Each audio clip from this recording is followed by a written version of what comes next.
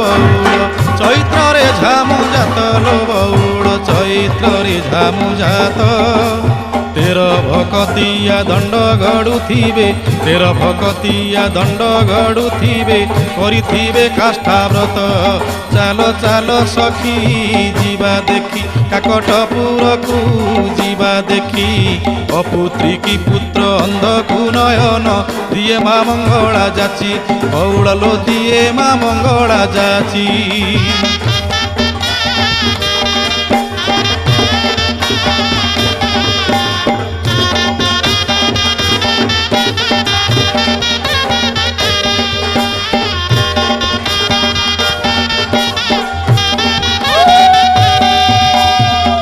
दोल पर 21 दिन पीठरे लागिब नाट संगात लो पीठरे लागिब नाट गुपत कोठी रे